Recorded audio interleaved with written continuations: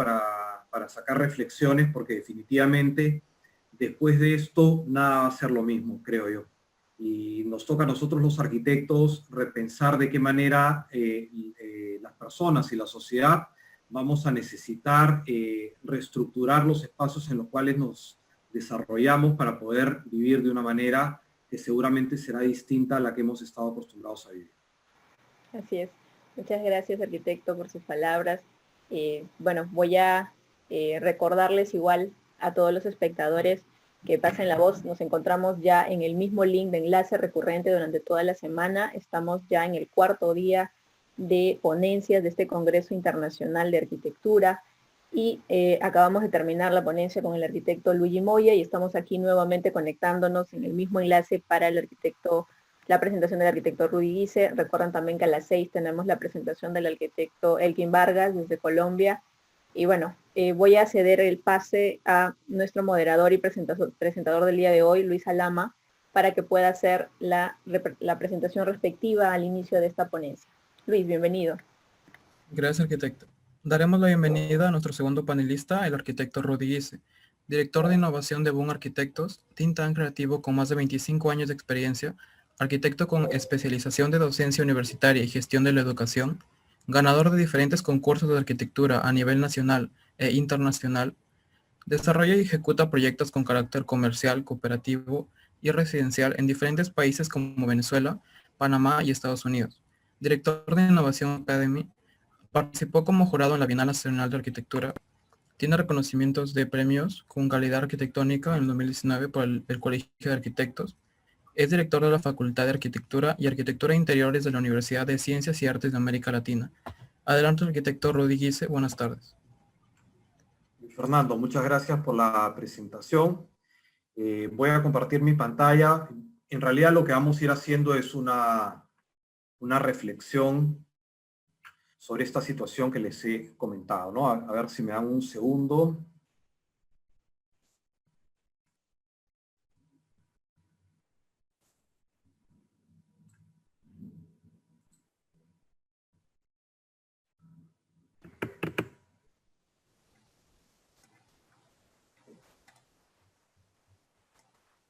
Sí, ya podemos ver su pantalla, arquitecto. Sí, pero ¿se ve completa? Ahora sí creo, ¿no? Ya. ¿Ahora sí creo? Ahora sí. Ahora sí. Perfecto, Karina. Muchísimas gracias. Y bueno, ya tuvieron la gentileza de presentarme, así que ya creo que eso lo pasamos rápidamente. Y voy a presentar más que una charla, en realidad va a ser como una reflexión, una cadena de reflexiones en torno a este concepto que he puesto para ustedes, que se llama territorios en pandemia, que está evidentemente dentro del concepto general del evento que nos congrega hoy día y que creo, como lo dije hace unos minutos atrás, es fundamental empezar a reflexionar, analizar, evaluar posibilidades de cara a lo que nos va a tocar hacer en el futuro inmediato a los arquitectos y a ustedes como estudiantes de arquitectura. Evidentemente también tienen que estar siempre pensando en qué es lo que debería pasar con las ciudades y en general con los espacios en los cuales las personas nos desarrollamos. Y voy a empezar con esta fotografía para hacer el análisis. Esta es una fotografía un poco antigua. Es el barrio del Agustino, el distrito del Agustino en Lima en 1947. ¿Qué pasó en 1947? Se dieron las primeras invasiones en el Perú y esta es una foto que corresponde a ese momento. A continuación, quiero compartir con ustedes esta segunda imagen. Es el mismo distrito del Agustino en Lima, pero en el año 2020. Y la pregunta que quiero compartir con ustedes y digamos que quiero que ustedes reflexionen es ¿qué pasó entre 1947 y el año 2020? ¿Cuál será la respuesta? Nada, 73 años. No pasó nada más. Solamente pasaron 73 años entre una fotografía y la otra. Voy a retroceder rápidamente para que ustedes miren cómo era el panorama del Agustino en 1947 y cómo sigue siendo el panorama del Agustino en el año 2020, 73 años después. Pasaron muchos gobiernos, muchas generaciones de arquitectos, pero el crecimiento de la ciudad y las características del crecimiento de la ciudad son exactamente las mismas. De ahí viene el título, Territorios en Pandemia. Para mí, esta es una situación que se equipara o que se ha evidenciado más todavía a raíz de esta pandemia. La pandemia no solamente ha sido esta crisis de salud o crisis sanitaria que estamos viviendo, sino todo el escenario que se ha evidenciado como consecuencia de esta situación que estamos viviendo, y que he buscado, he rebuscado en los archivos para encontrar este par de fotografías y que ustedes puedan comparar cómo era Lima, y esto, bueno, circunstancialmente es Lima, pero podría ser cualquier ciudad del Perú tranquilamente, en 1947, y cómo es o cómo sigue siendo en el año 2020, 73 años después. El crecimiento del suelo urbano en la ciudad, o sea, el suelo de las ciudades en el Perú, en los últimos 70 años ha crecido en un 85%. Y de ese 85% de crecimiento, el 90% ha sido un crecimiento informal. ¿Qué quiere decir esto? Quiere decir que se han incrementado, evidentemente, las diferencias, las desigualdades en el espacio urbano. Esta es una foto aérea en una zona limítrofe entre el distrito de La Molina y el distrito de Villa María del Triunfo, en Lima. Y pueden ver ustedes cómo desde la parte más alta del cerro hacia el lado sur hay una configuración urbana, y cómo hacia el lado norte de la ciudad hay una configuración urbana totalmente diferente.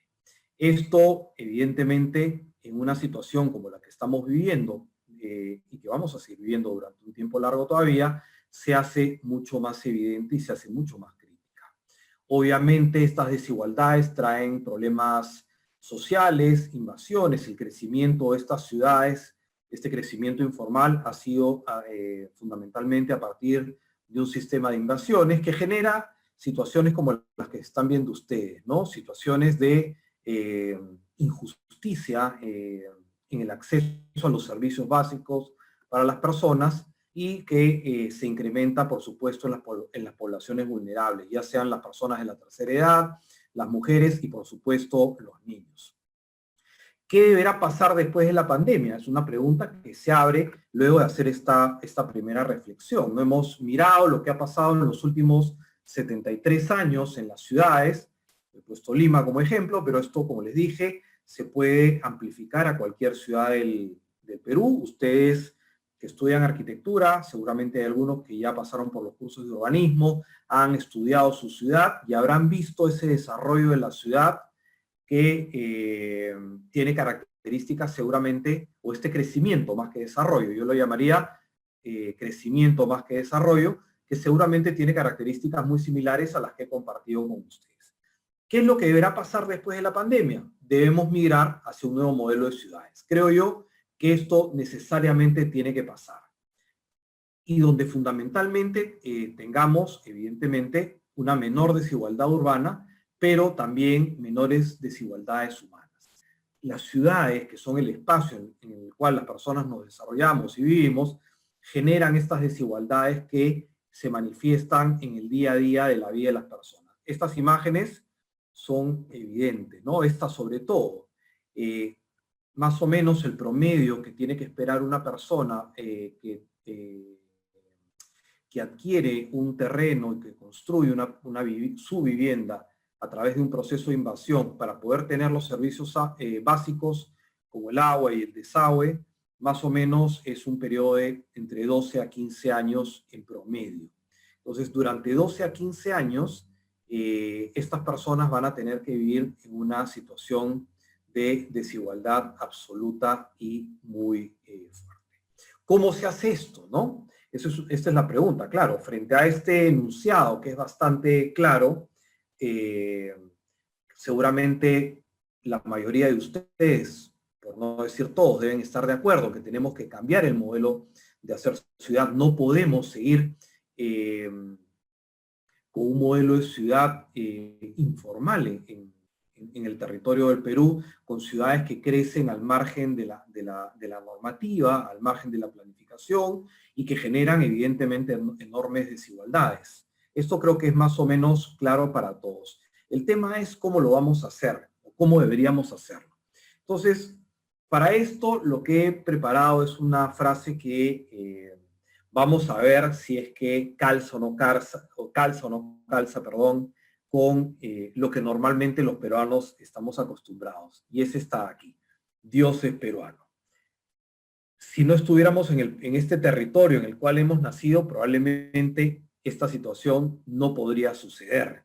Seguramente sería totalmente diferente. Pero como aquí la situación política, económica y social va avanzando y no es, pues, digamos, las personas no dependemos del Estado, hemos vivido, hemos construido una ciudadanía, lamentablemente, entre comillas, y lo pongo bien claro, al margen del Estado,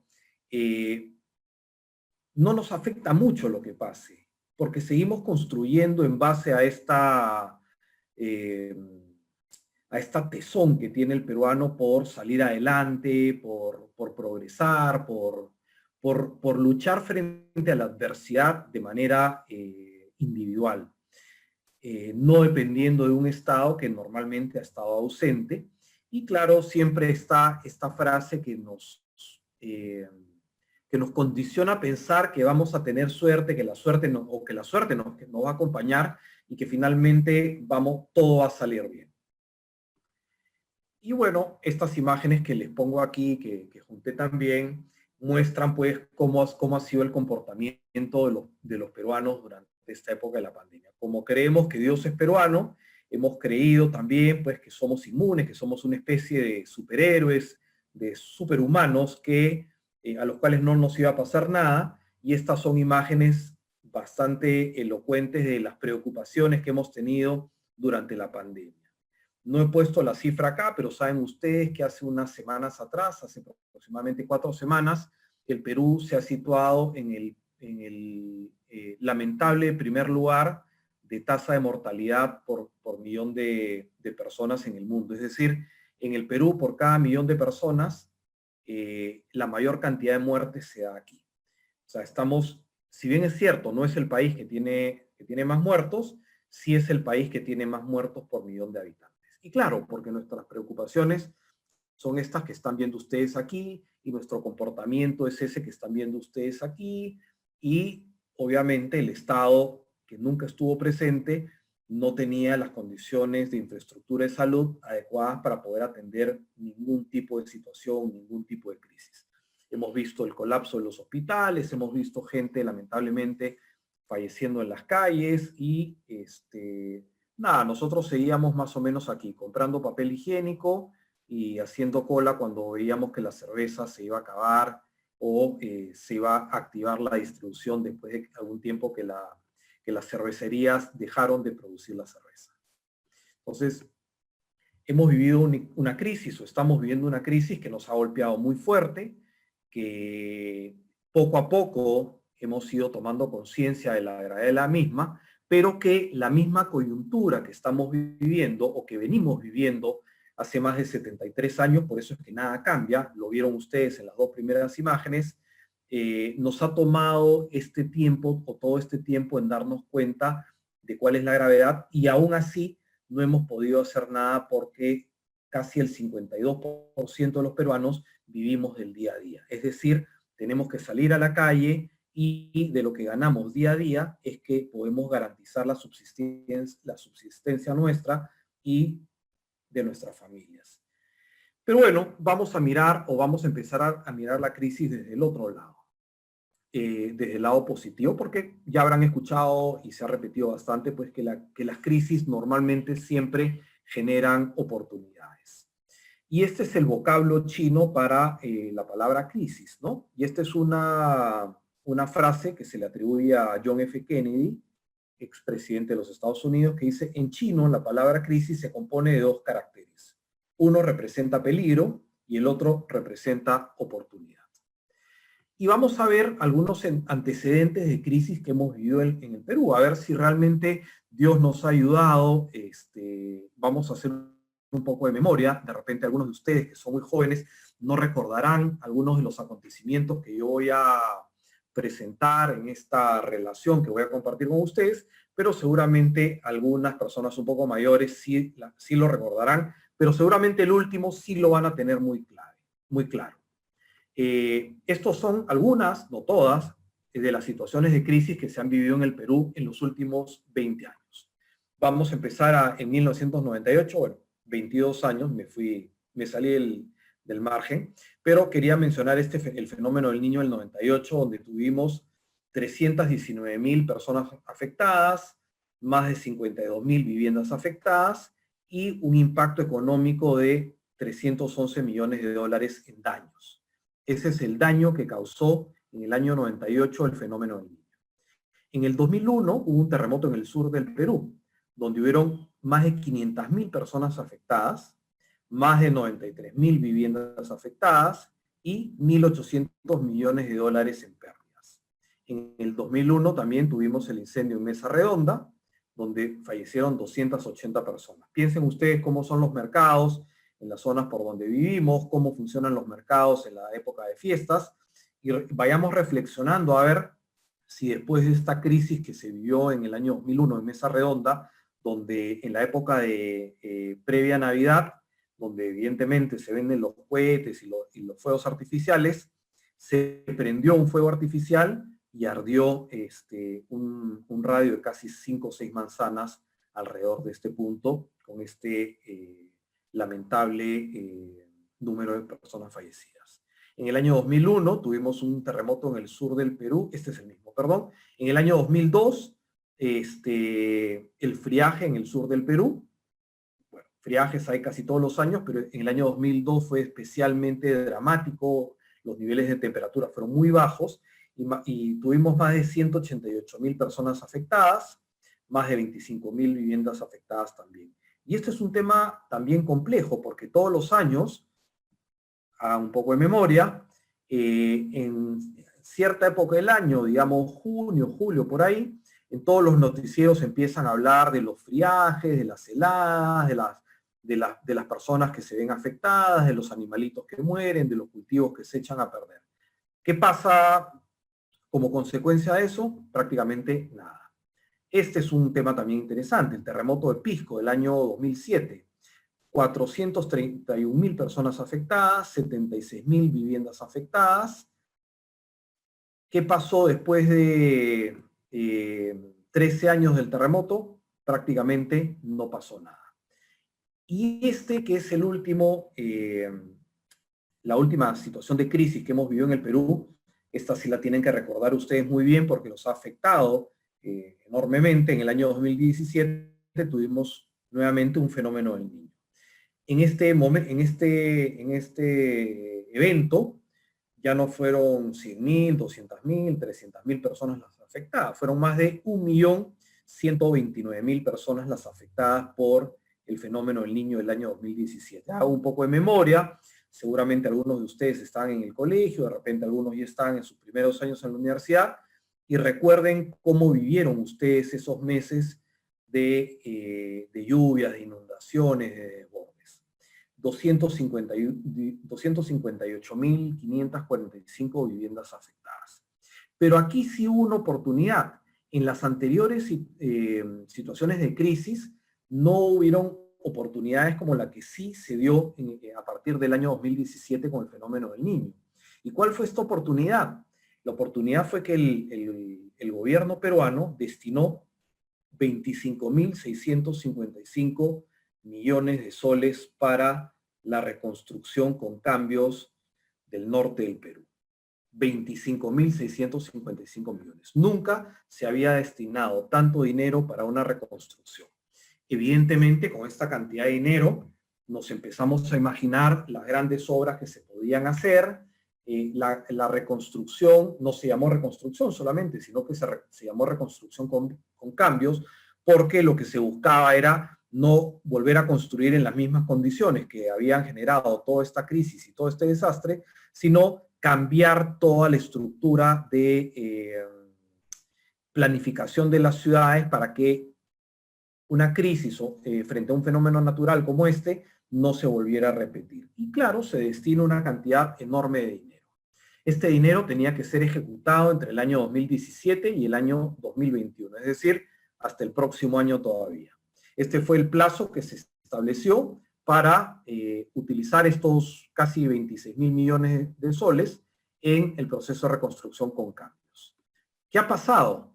Hasta el año pasado, finales del año pasado, se habían invertido 2.768 millones de soles. Eso es lo que se había ejecutado de este presupuesto de 25.655. Solamente 2.768 millones, que equivalían al 12% del presupuesto. Entonces, ahí surge una pregunta. ¿Cuál es el problema? ¿Por qué es que frente a esta oportunidad que tenemos, que se origina luego de una situación de crisis, no podemos ni siquiera utilizar este dinero, un dinero muy importante, para poder reconstruir todo el norte del Perú? Solamente 2.768 millones, que equivalen con las justas al 12% del monto destinado. Y la fuente es la Contraloría General de la República. Este es un informe de diciembre del año 2019. Nos quedará claro pues que este año 2020 el monto de ejecución seguramente debe haber sido muy bajo, ¿no? Entonces les preguntaba cuál será el problema y yo esbozo algunas ideas al respecto. La primera es, ¿será el dinero? O sea, tenemos un problema de liquidez, no tenemos dinero y por eso no podemos hacer ciudades que sean adecuadas para resolver el problema de las personas. Evidentemente nos damos cuenta que no. Ahí hay una enorme cantidad de dinero y no la sabemos utilizar, no la podemos utilizar. La autoridad responsable del proyecto de reconstrucción con cambios ha sido cambiada hasta 3 veces en estos años, con lo cual pues se hace evidente la incapacidad de las personas que han manejado esto de poder llevar adelante este proceso. Entonces, la gestión será quizás el problema que tenemos, o sea, más allá del dinero, será la gestión, y voy a describir, ¿no? ¿Qué cosa es la gestión? Es muy simple entender qué cosa es la gestión. Es una adecuada administración de recursos para alcanzar un objetivo que nos hemos propuesto. Si yo entiendo que este es el concepto de gestión, entonces me puedo empezar a imaginar que sí, que probablemente el problema esté en la gestión. Habían objetivos claros, había una estrategia para poder lograr los resultados que nos estábamos imaginando, a los cuales deberíamos llegar. ¿Dónde están los gestores? ¿Quiénes son los responsables de la gestión? Obviamente, aquellas personas que asumen la responsabilidad de conducir estos procesos de cambiar la realidad y volverla distinta. Yo sé que lo que estoy comentando puede ser un poco impopular, somos arquitectos, estamos siempre soñando con la transformación de las ciudades, en que podemos vivir en ciudades mejores, somos los campeones para soñar estas ciudades, pero nos damos cuenta pues que hay un problema que está más allá de nuestro alcance, que son estos gestores que debiendo asumir el compromiso y la responsabilidad, como bien dice acá, de organizar y dirigir estos proyectos hacia el éxito, o sea, todas las organizaciones, que, digamos, todos los actores involucrados en el cumplimiento de un objetivo para alcanzar el éxito, no lo están pudiendo hacer. Y estos gestores, no necesariamente gente que contratamos, es fundamentalmente gente que nosotros elegimos, nuestras autoridades. Es decir, los alcaldes que tenemos, ustedes, bueno, en Chiclayo, ¿qué les voy a decir? Conocen mejor que yo esta situación, ¿no? Sobre la incapacidad de las autoridades, cuáles son los objetivos que están escondidos detrás de cada autoridad que busca llegar al poder. No está el servir a las personas, sino fundamentalmente el servirse del cargo para obtener beneficios personales. Entonces, este es un poco el resumen, y lo vemos en las noticias, ¿no? 14 alcaldes han sido capturados este año por diversos delitos, José Delgado y otros alcaldes que terminaron presos por diversos delitos. El 2018 fue el año de los alcaldes detenidos por corrupción en Lima. Conoce a los 4 alcaldes detenidos que pertenecen a Solidaridad Nacional, podría ser cualquier partido también. Año nuevo 2019, los alcaldes que usaron municipios para crear mafias.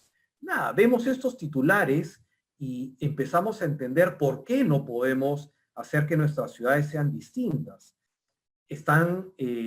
Tenemos el talento, tenemos la capacidad, tenemos los profesionales técnicos que pueden llevar adelante estos proyectos, pero no tenemos una adecuada gestión, porque los gestores, que son las autoridades que nosotros mismos elegimos, no están capacitados o no tienen el interés de poder resolver los problemas de las ciudades en todo el Perú.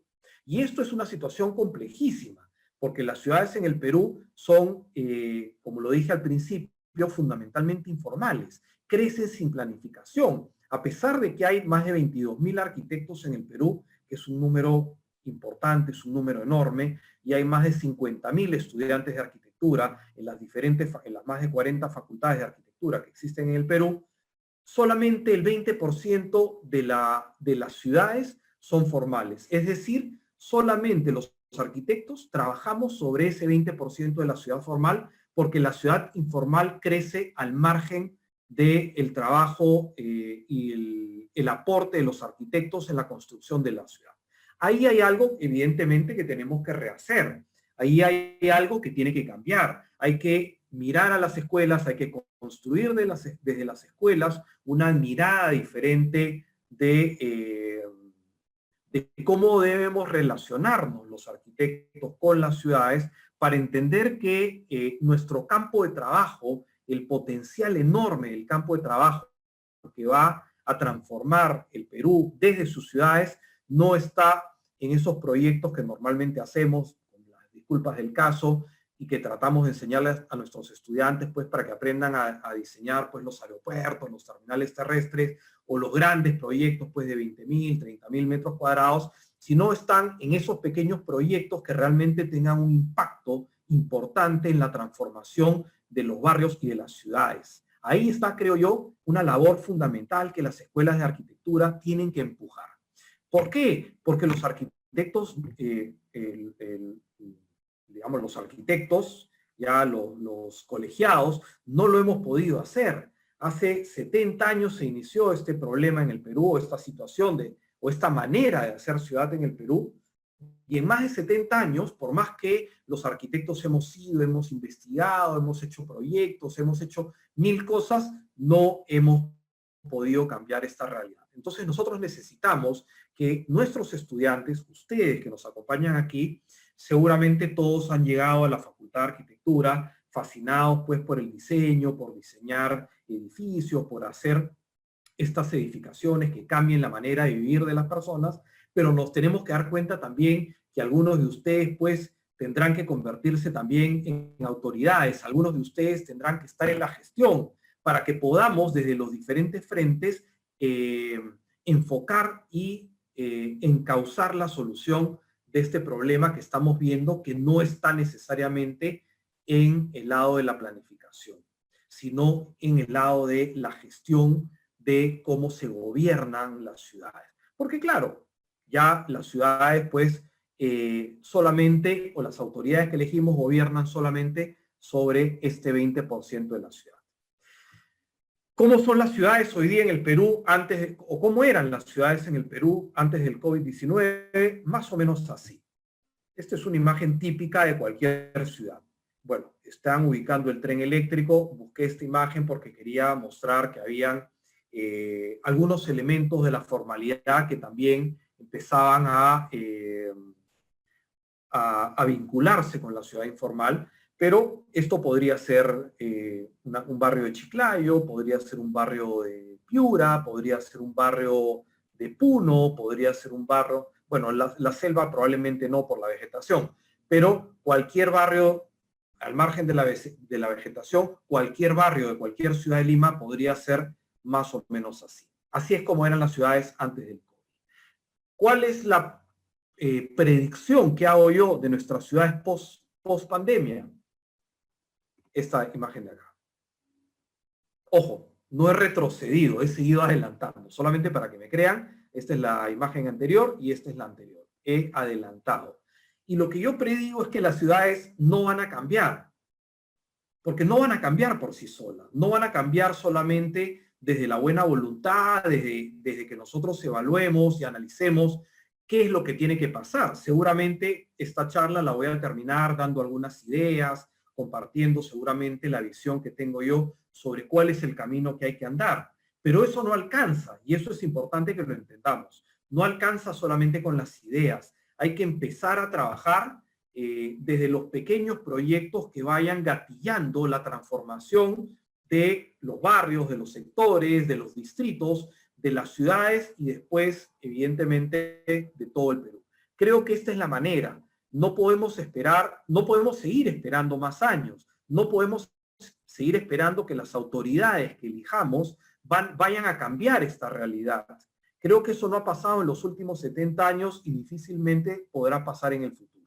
Seguramente, si es que nosotros desde las universidades, no solamente en las escuelas de arquitectura, en general, en todo el sistema universitario peruano, nos enfocamos en formar profesionales que entiendan esta realidad, seguramente dentro de 15 o 20 años, sí, algunos de ustedes estarán asumiendo cargos públicos, seguramente poco a poco irán creciendo dentro del sector público, y dentro de 25 o 30 años sí tendremos autoridades que estén alineadas a esta necesidad de transformación. Pero la pregunta es, ¿podrán nuestras ciudades esperar 30 años más? Yo creo que no. Yo creo que no. En los últimos años no pasó nada y ha habido una avalancha de crecimiento informal de la ciudad, se han desbordado las ciudades, somos testigos los arquitectos de esto, lo vemos y lo vivimos en el día a día y no podemos seguir esperando. Peor todavía si el Congreso hace unas pocas semanas atrás aprueba una ley que amplía la amnistía para la toma informal o para la toma informal de territorios. O sea, en vez de construir en una dirección de formalización de las ciudades, seguimos alimentando a los traficantes de terrenos que son finalmente los únicos beneficiados. Aquí el problema no es de la población que tiene el derecho de buscar una vivienda, y eso es importante ponerlo sobre la mesa para que no crean que Rudy está loco y qué pasa con toda esta población. No, de ninguna manera. Todos tenemos el derecho a una vivienda digna, pero es responsabilidad del Estado poder procurar esa vivienda. En el momento que el Estado no asume su función, no asume su rol, tenemos nosotros que, por nuestros propios medios, buscar que eso pase.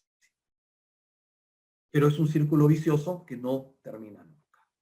Entonces, como les estaba comentando, este tema de los proyectos que consolidan los barrios, comunidades autosostenibles, unidades que puedan garantizar las dinámicas de vida de la sociedad, digamos, en pequeña escala, creo que vamos a empezar con un proceso importante de transformación. La alcaldesa de París, que acaba de ser reelecta también, empezó hace unos meses atrás, o un poco más de un año en realidad, un programa que se llama La Ciudad de los 15 Minutos, que lo que busca es generar la autonomía de, digamos, los territorios urbanos para que las poblaciones no tengan pues que desplazarse demasiados kilómetros para llegar al trabajo o para comprar los alimentos o para ir a estudiar. Algunos de nosotros nos desplazamos pues 10 o 15 kilómetros para ir al colegio o para ir a la universidad o para ir al trabajo, y eso empieza a generar pues un conflicto en la ciudad porque nos hemos acostumbrado en el Perú a tener ciudades monocéntricas, y lo que necesitamos probablemente sean ciudades policéntricas. Este es un esquema que preparé donde sobre el lado derecho muestro una imagen de cómo funcionan los barrios hoy día antes del COVID-19, ¿no? Había que irse desplazando por toda la ciudad y se generaba pues una red de sistemas muy complejos que se intercruzaban y generaban conflictos y, digamos, yo tenía que salir de mi casa a las 6 de la mañana o 6:15 de la mañana para poder llegar al trabajo a las 8. Y salía a las 6 de la tarde o 7 de la noche del trabajo y estaba llegando a mi casa a las 10 o 10:30. Entonces, eso evidentemente atenta contra mi salud, contra mi vida familiar, contra mi condición de ser humano que no solamente se va a dedicar a trabajar, sino que tiene otros campos en los cuales también necesito desarrollarme. Y sobre la derecha hay un modelo de cómo me imaginaba este nuevo modelo de hacer ciudad en el Perú. Un modelo policéntrico, un modelo donde se consolidan los barrios, como estaba comentando ahí, y que evidentemente hay conexiones, hay necesidades de establecer economías con una escala mayor, pero las pequeñas economías de barrio están resueltas desde la solución de todas las necesidades que uno puede tener. Solamente para hacer un paralelo con, por ejemplo, en el sector de educación, en todos los países nórdicos, o sea, la zona norte de Europa, no importa a qué colegio vayan mis hijos, porque todos los colegios son iguales. Mi hijo va al colegio que se encuentra en un radio de menos de 1,5 kilómetros del punto en el cual yo vivo. Y si me mudo, inmediatamente él tiene el acceso al colegio que está en el nuevo barrio en el que vivimos, porque la educación es igual. O sea, yo no busco que mi hijo vaya al colegio tal o cual y digamos, para que eso pase, tengo pues que desplazarme 10 kilómetros y vivir pues 2 horas en el micro o en el transporte público, que además saben ustedes que es un desastre. Entonces, en este modelo, todos los servicios, educación, salud, recreación, cultura, gestión, etcétera, están dentro del barrio porque atienden a una población determinada y eso garantiza una condición de vida muy eficiente. Ese, creo yo, debería ser el modelo ideal para una ciudad.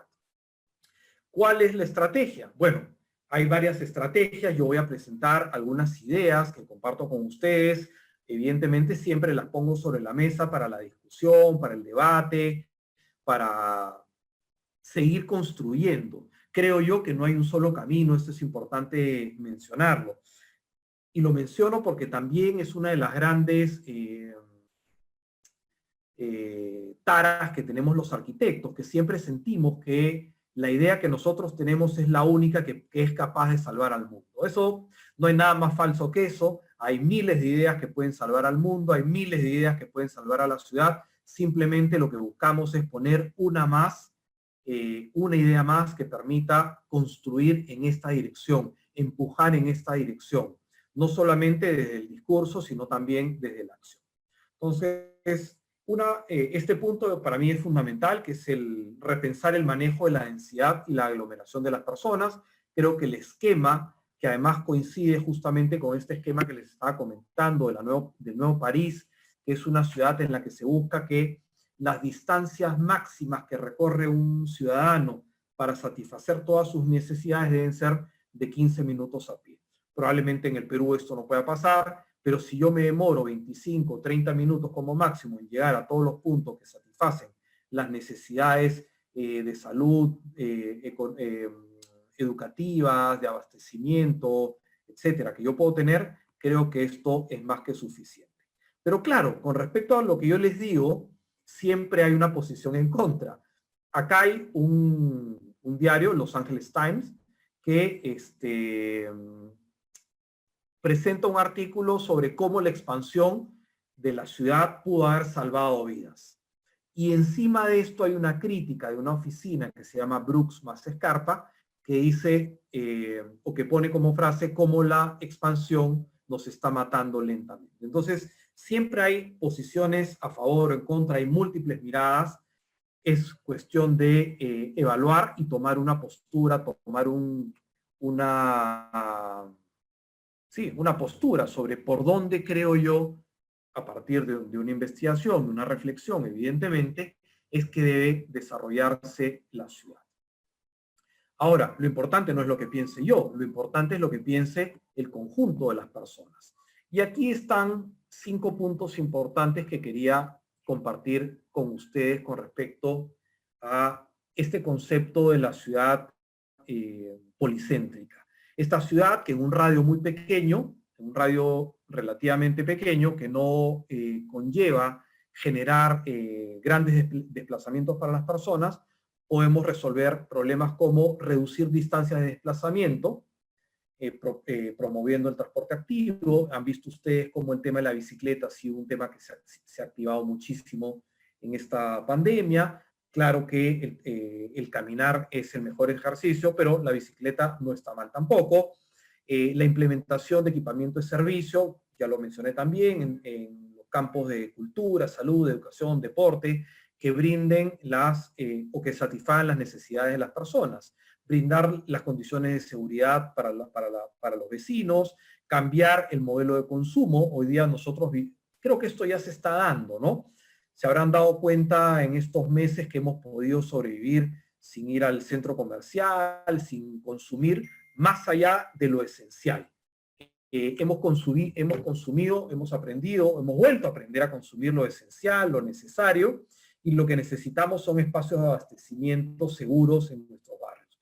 Y finalmente, el último punto es el punto más importante, probablemente en términos de construcción de ciudad, que es la generación de un espacio público que atienda las condiciones de vulnerabilidad que tienen las personas más delicadas de la sociedad, que normalmente son los ancianos, los niños y las mujeres en ese orden de prioridades. Ancianos y niños probablemente en el mismo nivel de vulnerabilidad.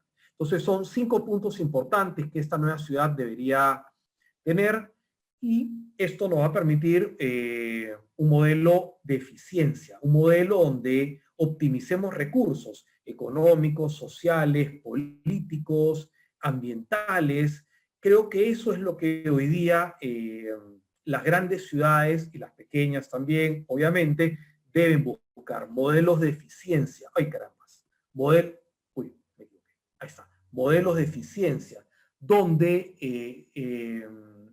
la convivencia del ser humano, de los ciudadanos con el medio ambiente, evidentemente disminuye el impacto que como seres humanos generamos cuando nos relacionamos con el territorio.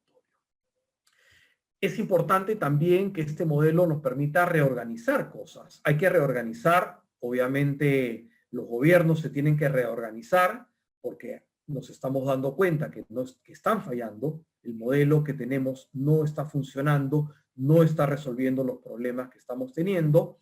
Evidentemente, la reasignación económica también es fundamental.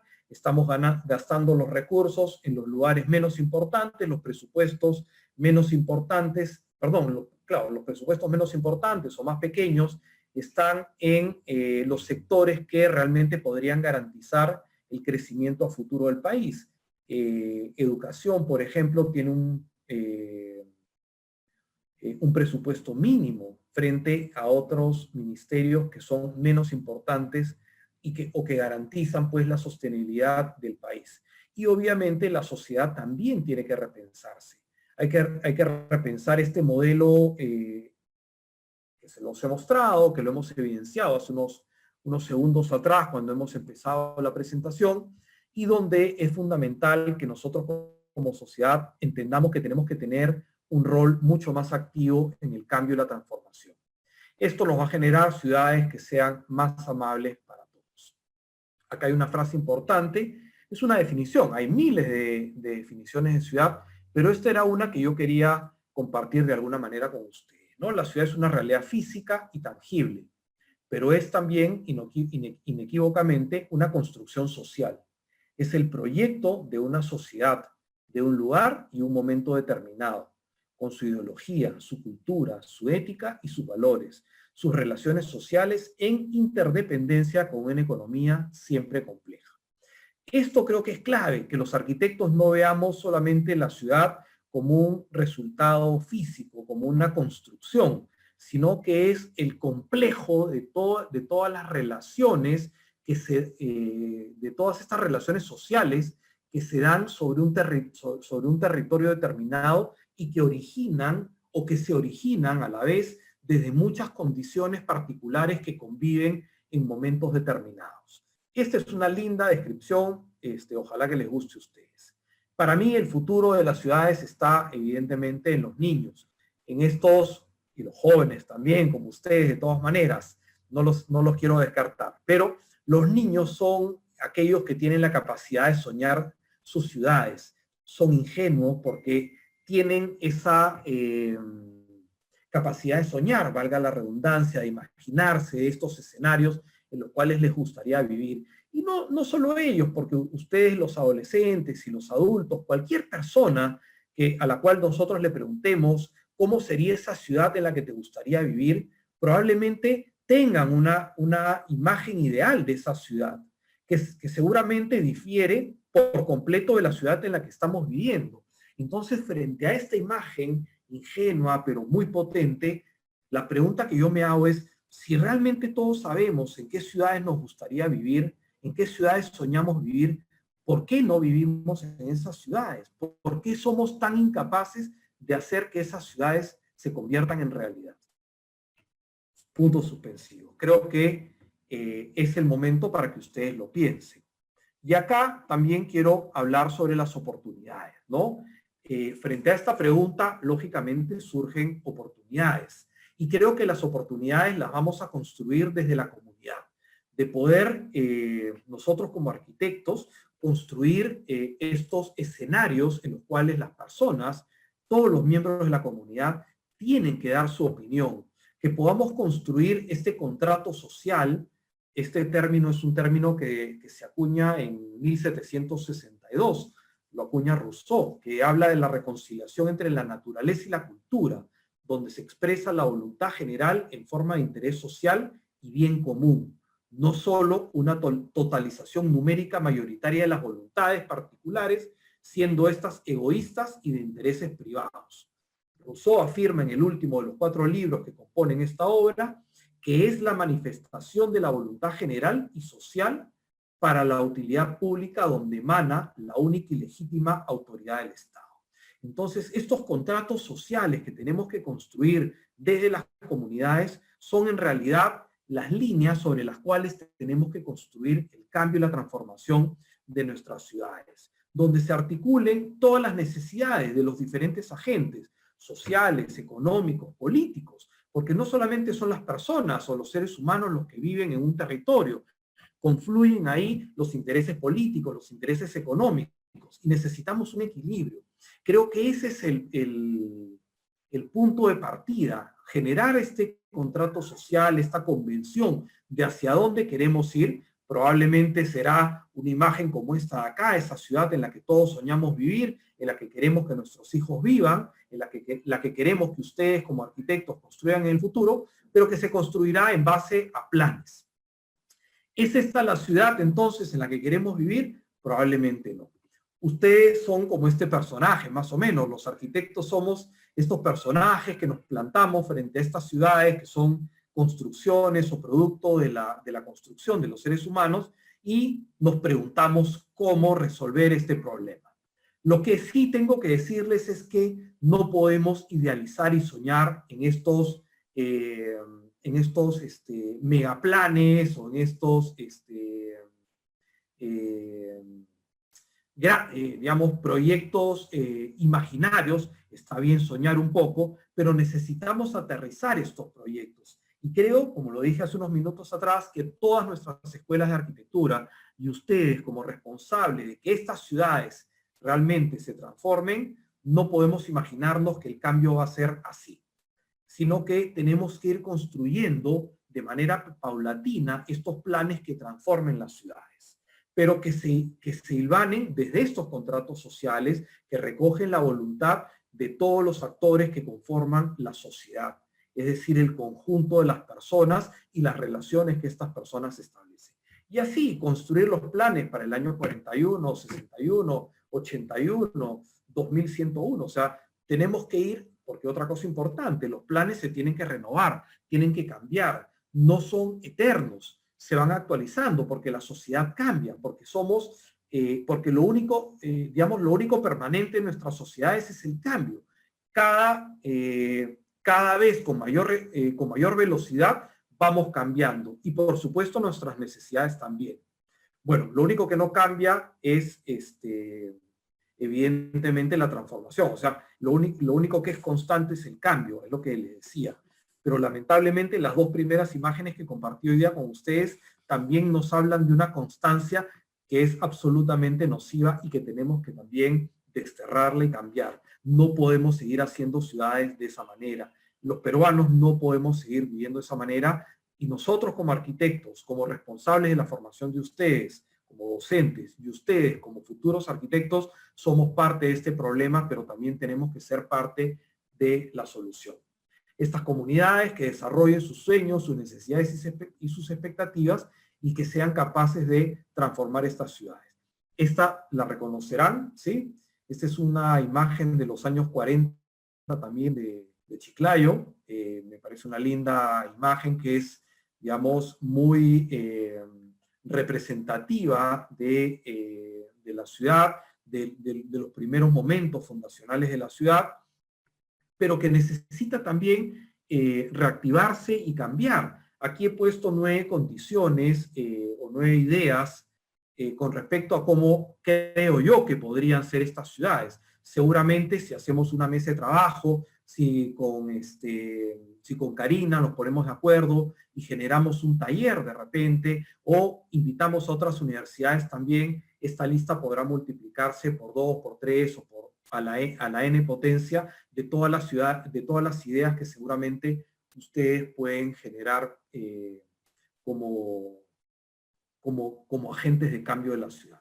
Estos 9 puntos los voy a leer rápidamente. Que buscaríamos nuevos espacios de centralidad, el cierre de brechas de desigualdad, la mayor y mejor distribución de los servicios, el reequipamiento de las áreas periféricas, la densificación residencial en ciertos sectores, el potenciar tendencias y dinámicas de desarrollo urbano y territorial, los planes de prevención y mitigación de riesgos de desastre, el equilibrio con el medio ambiente y finalmente las condiciones de habitabilidad adecuadas para los seres humanos. 9 condiciones que para mí son fundamentales en la transformación de la ciudad.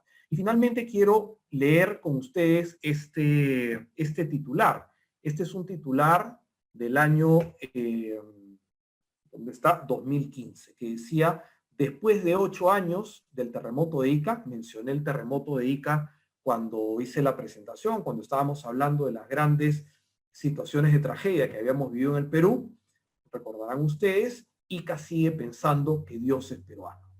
¿Qué significaba esto? Que las autoridades pensaban que como Dios era peruano, por arte de magia o de manera milagrosa, para alinearnos en el concepto con lo divino, las ciudades se iban a reconstruir. Esto es el año 2007, pasaron 5 años más y 6 años más y las ciudades, y 7 años más, y 8 años más, y 10 años más, y las ciudades siguen siendo iguales, no cambian. Esto lo puse ahora, han pasado 5 años desde el año 2015. Ya vamos 13 años desde el terremoto, nada cambió.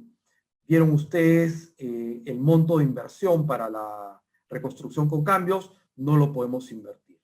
Quiere decir que necesitamos pensar en un Perú diferente, en un Perú que se reorganice, no solamente desde la ciudad, sino en general desde todos los actores que conformamos este territorio.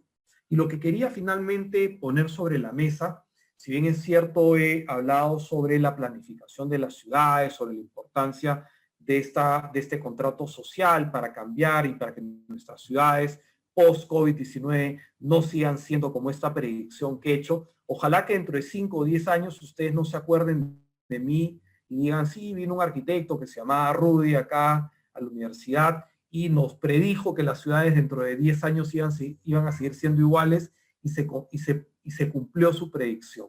Para que esto no suceda, para que mi predicción no sea real, tenemos que cambiar, tenemos que buscar que este contrato social se construya, que podamos ser todos nosotros agentes de cambio y transformación de nuestras ciudades, y por qué no, en vez de pensar solamente de manera segmentada la planificación de las ciudades, yo propondría o propongo y pongo sobre la mesa la construcción de un master plan del Perú como país.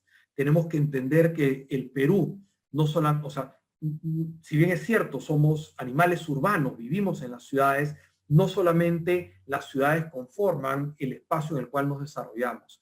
Creo yo que tenemos que pensar como arquitectos en la ciudad, pero también en el territorio, y tenemos que articular lo urbano y lo rural, la ciudad y el territorio, como un solo conjunto que garantice que en los próximos años, obviamente cuando yo ya no esté seguramente, la sostenibilidad de este país y en general de la humanidad está garantizada, porque vamos a pensar de esta manera, vamos a pensar en términos de construcción de futuro, no en lo inmediato, no en resolver mi problema personal, sino en la construcción de un futuro mejor para todos. Creo yo que la humanidad necesita un cambio. Ustedes tienen que formarse para ser partes, para ser, como lo vuelvo a decir, agentes de ese cambio, y creo que está en manos de Karina, mío y de todos los responsables de las escuelas de arquitectura del Perú en lograr que ese cambio sea posible. Con esto quiero agradecerles por haberme acompañado. Comparto con ustedes mi correo, rudyguise@gmail.com. Si alguien quiere hacerme alguna consulta, de repente quiere intercambiar alguna idea, quiere hacerme no sé, preguntar algo o generar algún espacio de conversación o debate, encantadísimo. Y si les interesa, comparto también mi cuenta de Facebook, donde comparto algunas ideas, algunos eventos en los que participamos, que organizamos, simplemente en esta búsqueda de construir las mejores condiciones para poder transformar las ciudades y el planeta en el cual vivimos. Listo, Karina, con esto yo termino, voy a dejar de compartir. Espero que les haya gustado la presentación, que no se hayan aburrido demasiado y que más que absolver preguntas haya generado interrogantes en ustedes. Perfecto, muchas gracias, arquitecto, muchas gracias, Rudy, por estar aquí. Yo creo que la manera en la que se ha abordado esta esperanza, de alguna manera, de cambio, de que debemos nosotros unirnos como, no solamente como escuela, sino también como personas, en querer un cambio trascendental en el Perú.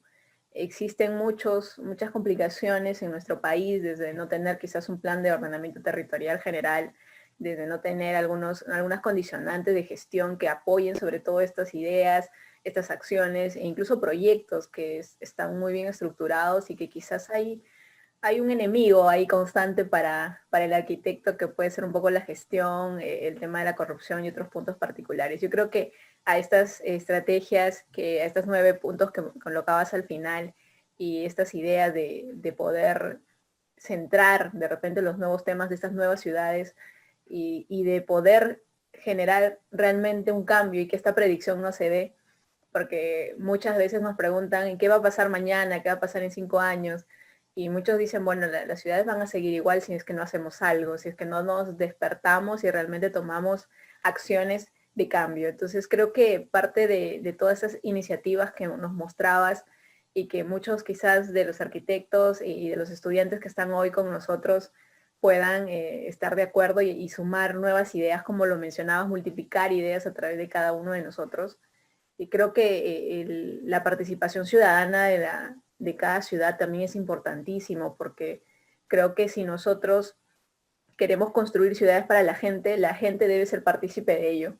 Y justamente las personas deben ser conscientes. Y creo que parte de nosotros como académicos, y ser pues de alguna manera los responsables de cada uno de estos estudiantes que están formándose y saliendo año tras año hacia esta vida laboral, es que ellos se hagan notar estas acciones de cambio, que empiecen a concientizar y tomen un rol promotor de cambio también, ¿no? En que no solamente enseñemos y entendamos la arquitectura en las aulas, sino las entendamos en la sociedad, las entendamos en las realidades y que estamos pasando, y que esta pandemia de alguna manera nos ha hecho volvernos un poco reflexivos, ¿no? Y cada tema que estamos tocando el día de hoy es un poco para nutrir también a los estudiantes a repensar estas estrategias, ¿no? Que están un poco plasmadas en los encargos que se les ha dado, también en el concurso que está inmerso dentro de este congreso, en solucionar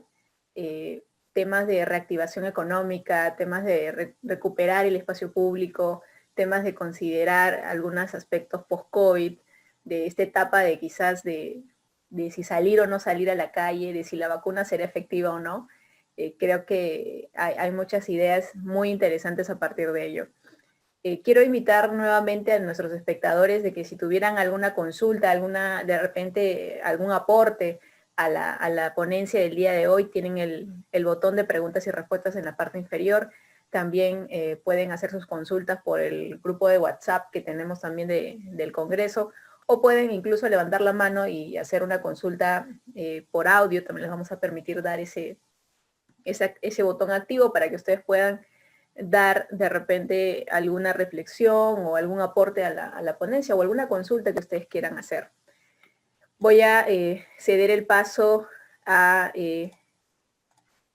nuestro jefe de prácticas del día de hoy, la arquitecta Wendy Vilches Carranza, quien se va a hacer cargo de la ronda de preguntas y finalmente hacer un comentario con todos nosotros y poder activar nuestras cámaras también para dar término a la ponencia con nuestro mediador del día de hoy, Luisa Lama.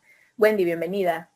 ¿Qué tal? ¿Qué tal? Buenas tardes. Arquitecto, nuevamente lo encuentro por este medio, un gusto saludarlo. Usted también me enseñó en un curso del CAPT de espacios comerciales, fue interesante también todo el módulo. Qué bueno que te ha gustado, que me estás haciendo propaganda entonces, está bien. Sí, claro, aquí definitivo. Bueno, parte de lo que usted ha comentado dentro de su conferencia, antes de pasar a las preguntas y respuestas, que por ahí ya veo. Bueno, ante su frase, yo citaría la frase de Jan Gehl, ¿no? En la cual dice que ya se está perdiendo la capacidad de hacer barrios, ¿no? Donde se genere ese placer de nacer, de crecer y envejecer, ¿no? Gran cita para ciudades, para la gente de Jan Gehl. Y bueno, otro punto a destacar fue, ahora me encuentro también cursando la maestría, ¿no? Entonces, en un módulo de temas de educación, ¿no? Educación universitaria, que lo dictó el arquitecto Luis Longi, conversábamos también, ¿no? Dentro de los talleres, cómo era dividido, cómo podrían ser subdivididos, o cómo enfocar los talleres. Y en este caso, cuando tocamos el taller 7, 8, 9, que se llamaba Sistemas de Intervención en un entorno modificado, hablábamos de cómo sería una ciudad ideal, ¿no? Y entre esa exploración descubrí también a dos arquitectos, bueno, futuristas ya, el arquitecto Ingels, que destacaba un proyecto del Womon City, una ciudad del futuro, que hablaba, ¿no? En el monte Fuji, en Japón, y pues nuestra arquitecta representativa futurista, Zaha Hadid, con el tema del Smart City, ¿no? Una ciudad inteligente en Moscú. Y lo interesante es que ambos también buscaban o ya estaban planteando crear ciudades, pero que sean futuristas, sostenibles y también que se basen un poco en la tecnología. Entonces eso como un punto adicional, ¿no? Hoy en día ya no solo se piensa en sumar, en que sea confortable, sino van creciendo los puntos, ¿no? Ahora se busca una ciudad sostenible, que sea pensado también ¿no? En el medio ambiente, cómo es que va esto a repercutir, ¿no? En las personas que lo lleguen a habitar. Entonces, bueno, eso como un punto así nada más como un aporte. Y me ha hecho reflexionar también mucho más el tema de la ponencia que ha dado el día de hoy.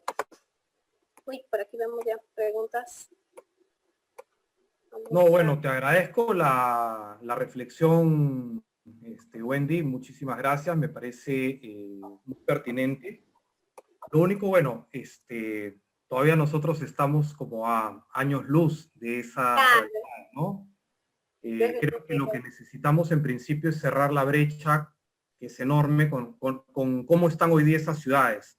Me parece que hay un trabajo previo que hacer antes de pensar en las ciudades inteligentes o cualquier otro tipo de modelo de ciudad. Creo que nuestro trabajo o sea, ya has visto que en los últimos 73 años no se hizo nada, entonces probablemente tenemos que recuperar el orden, ¿no? Yo creo que hay que recuperar primero, centrarnos en direccionar y que esa dirección se mantenga. Solo así creo que podremos... No quiero decir que no hay que investigar y mirar, claro, ir incorporando conceptos, ¿no? Pero creo que en el orden de las prioridades quizás no sea la número uno para nosotros, ¿no? Claro. Ok, vamos a pasar aquí. El alumno Fernando Zavala nos dice, buenas tardes. Si es que no podemos acceder a un cargo de elección popular, ¿cuáles cree usted que son los siguientes escenarios en los cuales podemos actuar para cambiar la realidad de una manera efectiva? Yo en lo personal creo que desde los microproyectos es que vamos a cambiar la ciudad. Hay muchos casos de colectivos que están trabajando en proyectos de carácter urbano en la ciudad, que no son ni autoridades electas, ni autoridades que sean parte de un proyecto municipal o regional, sino que son colectivos de personas que buscan, al igual que nosotros, vivir en mejores ciudades. Las escuelas de arquitectura son un lugar también desde donde debería sembrarse esta inquietud por transformar la ciudad, y creo que es la iniciativa individual la que finalmente, en este caso, cuando no hay una organización que funcione o una estructura de Estado que funcione, la que tendría que primar, ¿no? Podríamos conversar sobre la cantidad de colectivos que hay hoy día en todo el Perú. En todas las ciudades hay chicos jóvenes, y eso es lo más interesante, chicos jóvenes que están buscando transformar sus ciudades, mejorar las condiciones de las ciudades en las que viven, y creo que ese es el camino. Muchas gracias, arquitecto. Quisiera también compartir una consulta que me hacen por WhatsApp, es sobre cómo recuperar espacios de barrio en ciudades tan congestionadas como las que tenemos de repente en las zonas periféricas de la ciudad. A ver, dame un segundo. ¿Cómo recuperar los espacios de barrio? En realidad, son los barrios los que normalmente generan más vida comunitaria. Lo que hay que generar es el escenario para que eso suceda. Las ciudades en general, a partir de los años 80, empezaron a perder territorio frente a la criminalidad. El miedo retrajo a las personas dentro de sus casas y dejamos la ciudad al margen de la delincuencia. Entonces, hoy estamos saliendo de esa situación, me parece, estamos recobrando la ciudad para los ciudadanos, de donde nunca debieron haberse desplazado. Y creo yo que en el trabajo de la activación de los espacios públicos del barrio, de los barrios, es donde nosotros vamos a recuperar primero liderazgos, eso es fundamental. Necesitamos que en los barrios se generen líderes. Yo tengo un proyecto, o tenemos un proyecto en UCAL, de trabajo con barrios bien interesantes, un barrio que se llama Nuevo Amanecer, lo pueden buscar en la página de Facebook de la Facultad de Arquitectura de UCAL.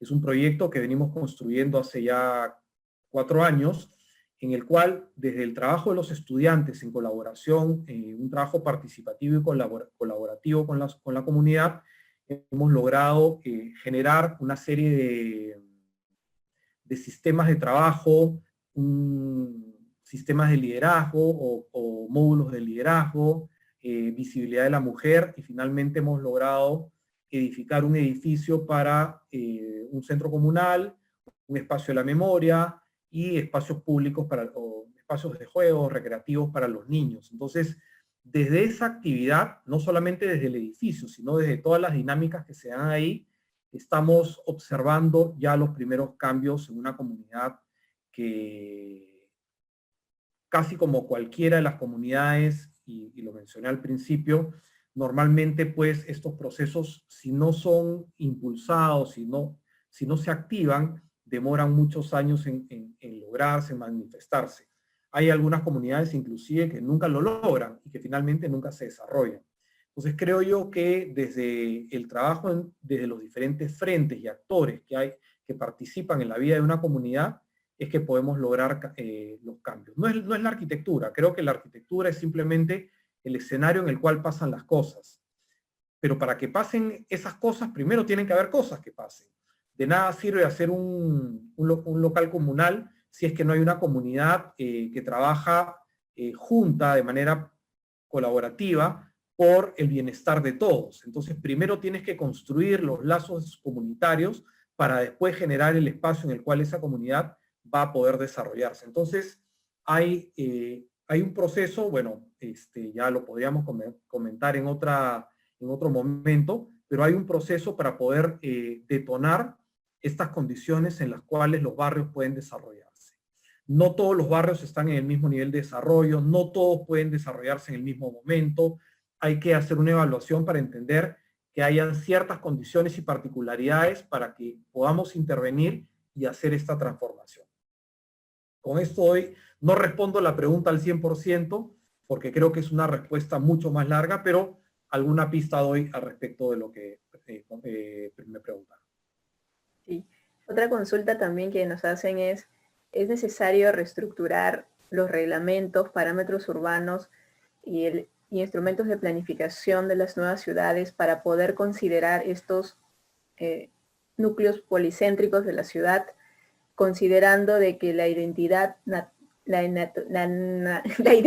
natural de cada población o de cada barrio puede tratar de emerger en estas ciudades actualizadas, en el sentido de que posiblemente, bueno, tratando de traducir la consulta, es que pasaba mucho lo que comentaba el día martes con Simone Sensi, era de que a veces la naturaleza misma de una población, de la cultura, su identidad, hace que quieran apropiarse del espacio público, que quieran apropiarse de su fachada, de sus tendales fuera de la calle, de estar afuera de su puerta y no estar dentro de casa, de traer esa cultura y que quizás al momento de generar estas ciudades policéntricas se necesite una reestructuración del reglamento, básicamente es lo que están consultando, ¿no?